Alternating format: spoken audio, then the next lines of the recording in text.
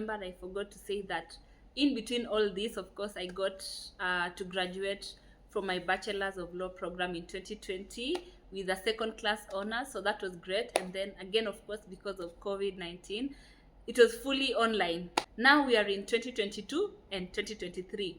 So now 2022, I joined the Kenya School of Law to do my advocates training program. Again, I had really debated with this. I really didn't want to go to Kenya School of Law because I was almost 90% certain that I do not want to do traditional legal practice.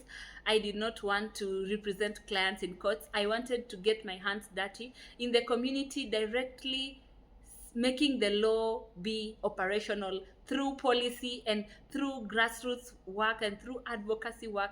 That was what I really wanted. But thank God for mentors. Thank God for mentors. So my favorite lecturers in Queer, I have to mention her name, Miss Esther Mushiri, told me, Valerie, I know it seems like your career is taking off and you're getting all these international opportunities, but please just make sure you complete your professional education. And so one is not, from what she said, one is not a full lawyer, at least in Kenya or Africa, if you're not an advocate of the High Court of Kenya. And so I decided to join Kenya School of Law. And so I was, thank God again, because of COVID and everything, still things were slowly coming back to normalcy. But then now there was the option of doing the classes online. And so I did the online classes. So now I'm in Kenya School of Law, and part of the Kenya School of Law program is to do a 6-month pupillage. But I think I did 9 months, like the entire period I was in this law firm. Let's just say I never liked anything to do with litigation. So remember, again, in this period, I am a youth envoy at International Telecommunications Union. And so I would say 2022 and 2023 is where my voice really became global. Now I am joining international panels. We're in Rwanda, we are in Geneva, we are in Switzerland, we are in, we are in all these countries, speaking about youth digital inclusion and just ensuring that minority voices are included in the whole goal of connecting the unconnected.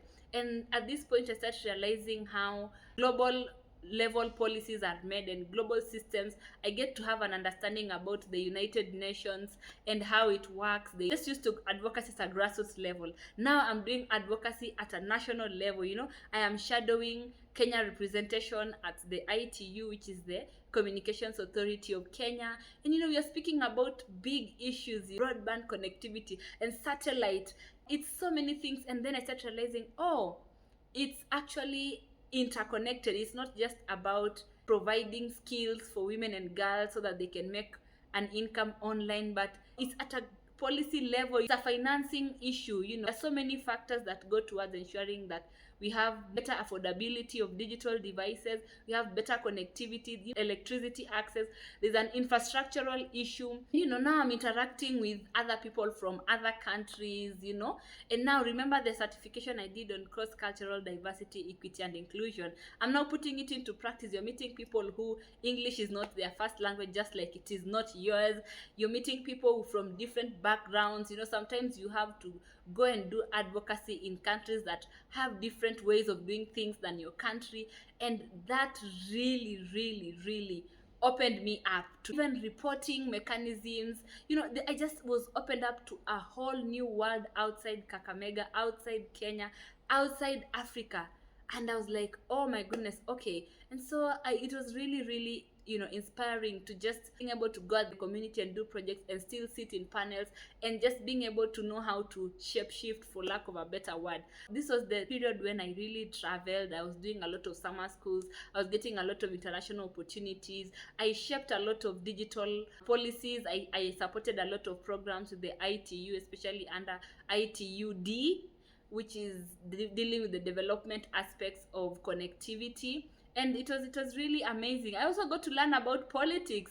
I came to learn that, okay, when you're, let's say, a country like Kenya, when they're tabling their idea on what should be done, let's say during the study groups, and then Russia comes and they give their views, and then there's the US, and there are all these tensions in the room, and you need to learn diplomacy. I really learned diplomacy hands-on.